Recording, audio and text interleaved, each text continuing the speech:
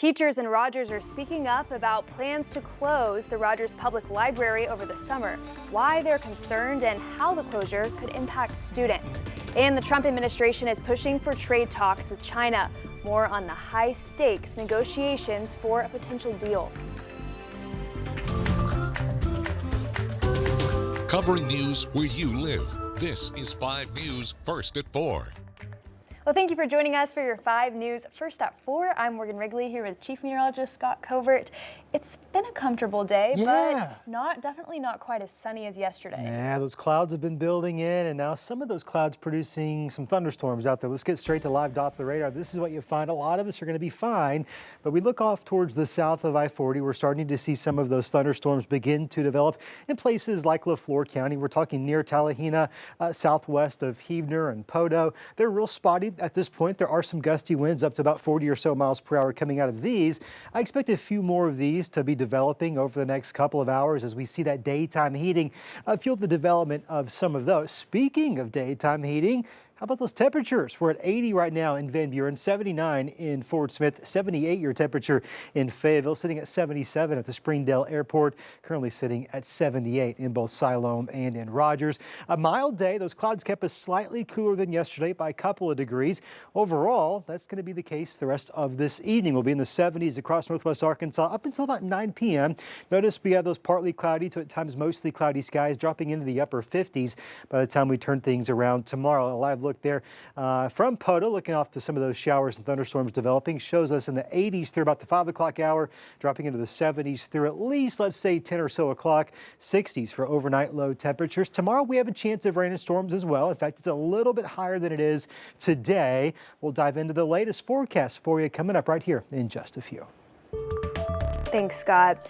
Well, new at 4, a Rogers teacher is pushing city leaders to fast-track repairs at the Rogers Public Library, with the facility facing a second summer of limited access. Tiffany Cawley, a 3rd-grade teacher at Reagan Elementary, spoke at last night's city council meeting. She urged the city to use reserved funds to speed up the process. It's been nearly a year since tornadoes tore through the building over Memorial Day weekend. According to the city's website, they're still waiting on pre-approval from FEMA to reimburse 75% of the money used to replace the library's roof. But Cawley says the library's closure for a second summer in a row is detrimental to students' access to resources. This creates what's called a literacy desert, and it severely limits access to books and the children in these families that strongly rely on the access to that. So communities without libraries consistently show lower literacy rates. The city says drawings from engineers will be finished by the end of the month, and a bid for a contractor will start in late May. The library is projected to be back open at the end of the year. Well, the Catholic faithful are getting a chance to pay their final respects to Pope Francis. Overnight, the Pope's body was transferred to St. Peter's Basilica in a procession ahead of Saturday's scaled-down funeral. Tony Aiello reports from the Vatican. Long lines of mourners filed into St. Peter's Basilica to spend a moment at the coffin of the late Pope Francis. He was dressed in red robes in a simple wooden coffin. Walking in, it's such a surreal place, and it's very holy, and seeing the body and just remembering everything that he stood for is very important. He was dead, but I saw him and I could say goodbye. Pallbearers carried Francis's coffin from his residence to the Basilica earlier Wednesday for the start of 3 days of public viewing. The procession made its way through the same square where the 88-year-old made a surprise appearance for Easter Sunday, just hours before he died. The late Pope Francis will lie in state until his funeral and burial on Saturday. Because so many people are lining up to spend a few moments at his coffin, the Vatican says it may extend the viewing hours. We walked down here, we weren't really expecting to get any further than what we got, but it's incredibly long. The long lines are too much for the Mollers, newlyweds from Houston. They're skipping the chance to see the Pope lie in state. What's it like to be in Rome at this time? History being made, one Pope being buried, soon they'll be electing a new one? It's just been incredible. I mean, it's with the amount of people here, you can feel that there's change happening. After the Saturday funeral, there will be a 2-mile procession to the St. Mary Major Basilica in Rome, where Pope Francis will be laid to rest. Tony Aiello, CBS News, the Vatican. President Trump Britain's Prince William and Ukrainian President Volodymyr Zelensky are among the dignitaries who are expected to attend the Pope's funeral.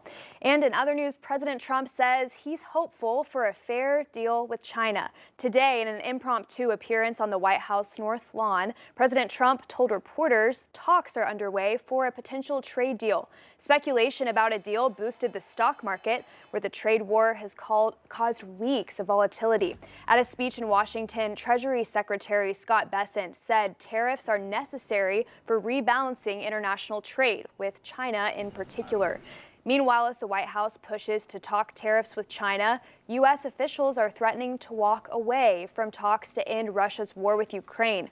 President Trump made it a campaign promise to end that conflict, but Vice President J.D. Vance says the U.S. is prepared to drop it.